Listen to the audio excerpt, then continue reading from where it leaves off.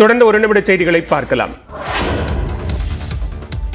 கல்வராயன் மலையில்தான் அதிகம் கள்ளச்சாராயம் காய்ச்சப்படுவதாக கூறப்படும் நிலையில் அப்பகுதியை சுற்றுலா தலமாக தரம் உயர்த்த முதலமைச்சரின் உத்தரவின் பேரில் நடவடிக்கை எடுக்கப்படும் என அமைச்சர் ராமச்சந்திரன் தெரிவித்துள்ளார். சட்டப்பேரவையில் வினாக்கள் விடைகள் நேரத்தில் கல்வராயன் மலை கள்ளச்சாராய மலையாக அழைக்கப்பட்டு வருவதாகவும் அந்த நிலையை மாற்ற அரசு முன்வருமா என்றும் எம்எல்ஏ கொங்கு ஈஸ்வரன் கேள்வி எழுப்பினார். இதற்கு பதிலளித்த சுற்றுலாத்துறை அமைச்சர் க. ராமச்சந்திரன், கல்வராயன் மலை என்பது மிகவும் பிரசித்தி பெற்ற சுற்றுலா தலம் என்றும் அதை மேம்படுத்த நடவடிக்கை எடுக்கப்படும் என்றும் கூறினார். இது குறித்து நமது அரசின் நிதிநிலைமைக்கேற்ப முதலமைச்சர் அவர்கள் உத்தரவை பெற்று அதை மேம்படுத்துவதற்கு உரிய நடவடிக்கைகள் எடுக்கப்படும் என்று தெரிவித்துக் கொள்கிறேன். நிதிநிலைக்கு ஏற்ப நடவடிக்கை எடுக்கப்படும் என்றும் அவர் உறுதியளித்தார்.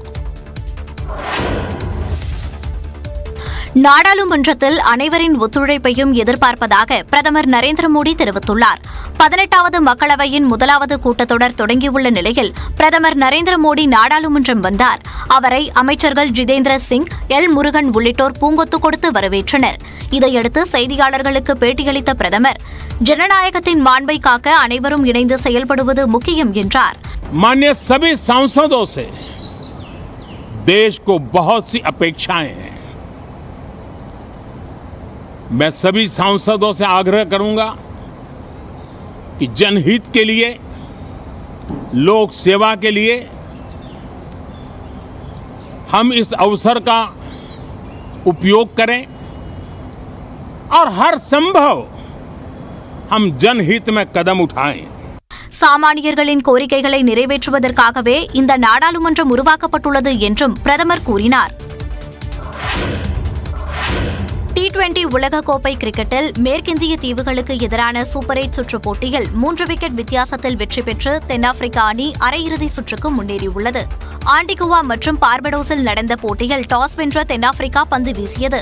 முதலில் ஆடிய மேற்கிந்திய தீவுகள் அணி 20 ஓவர்கள் முடிவில் 8 விக்கெட் இழப்புக்கு 135 ரன்கள் எடுத்தது.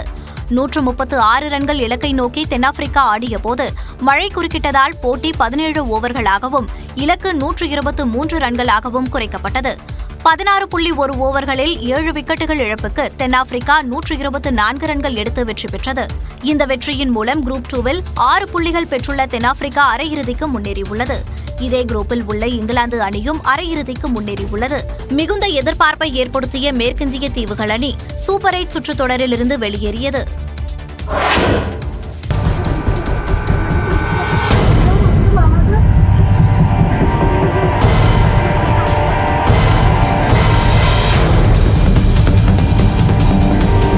கேரள மாநிலம் வயநாட்டில் பொதுமக்களை தாக்கி அச்சுறுத்தி வந்த புலி கூண்டு வைத்து பிடிக்கப்பட்ட நிலையில் வீடுகளுக்குள் புகுந்து இரை தேடிய வீடியோ காட்சிகள் வெளியாகியுள்ளன. வயநாட்டில் வனப்பகுதியை ஒட்டியுள்ள கெனிச்சிரா உள்ளிட்ட இடங்களில் காஃபி மற்றும் தேயிலை தோட்டங்கள் உள்ளன. இங்கு வனவிலங்குகள் நடமாட்டம் அதிகமாக உள்ள நிலையில் சில நாட்களுக்கு முன்பு புலி ஒன்று புகுந்து பொதுமக்களை தாக்கி வந்தது.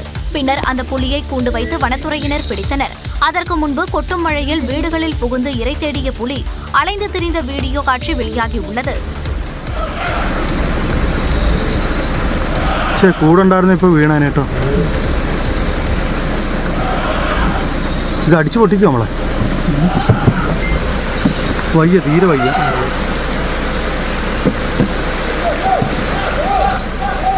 கூண்டில் சிக்கிய அந்த புலிக்கு முன்பற்கள் இல்லை என்று கூறப்படுகிறது. மேலும் காயம் காரணமாக காட்டுக்குள் விட முடியவில்லை என வனத்துறையினர் தெரிவித்துள்ளனர். பத்தேரி குப்பாடியில் உள்ள வனவிலங்கு மீட்பு மையத்தில் புலிக்கு சிகிச்சை அளிக்கப்பட்டு வருகிறது.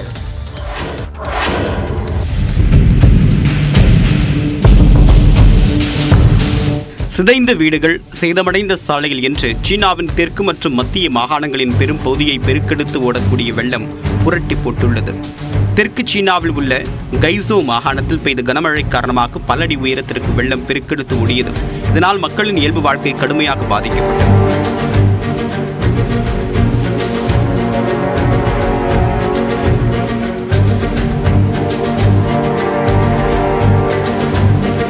அன்ஹூ மாகாணத்தில் உள்ள ஷெக்ஷியா நகரத்தில் விடாது கொட்டிய கனமழையால் 7000க்கும் அதிகமான மக்கள் பாதுகாப்பான இடங்களுக்கு மாற்றப்பட்டனர். மழை தொடரும் என்பதால் ரெட் அலர்ட் விடுக்கப்பட்டது.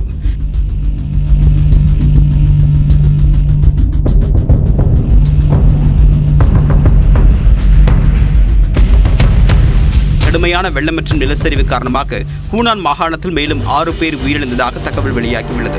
நிலச்சரிவில் மாயமானவர்களை தேடக்கூடிய பணியும் முடுக்கிவிடப்பட்டிருப்பதாக அரசு தரப்பில் தெரிவிக்கப்பட்டுள்ளது.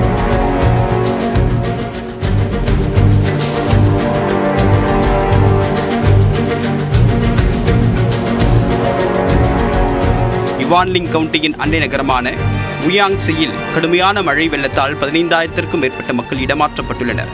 தெற்கு குவாங்டாங் மாகாணத்தில் குறைந்தது 47 பேரும், புஜியான் மாகாணத்தில் 6 பேரும் வெள்ளத்திற்கு பலியாகியிருப்பதாக அந்நாட்டு தகவல்கள் தெரிவிக்கின்றன.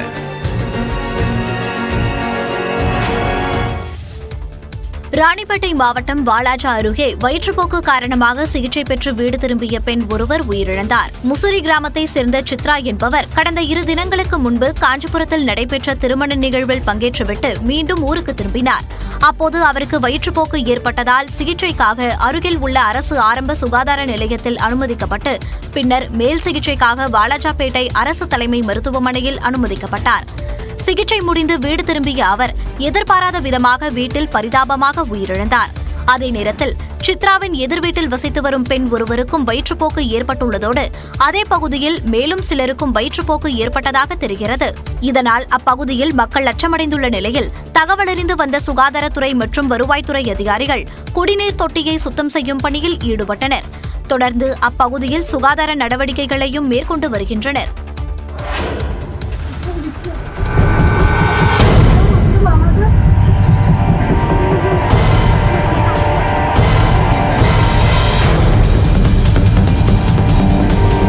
கேரள மாநிலம் வயநாட்டில் பொதுமக்களை தாக்கி அச்சுறுத்தி வந்த புலி கூண்டு வைத்து பிடிக்கப்பட்ட நிலையில் வீடுகளுக்குள் புகுந்து இரை தேடிய வீடியோ காட்சிகள் வெளியாகியுள்ளன.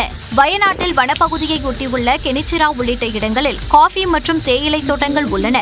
இங்கு வனவிலங்குகள் நடமாட்டம் அதிகமாக உள்ள நிலையில் சில நாட்களுக்கு முன்பு புலி ஒன்று புகுந்து பொதுமக்களை தாக்கி வந்தது. பின்னர் அந்த புலியை கூண்டு வைத்து வனத்துறையினர் பிடித்தனர்.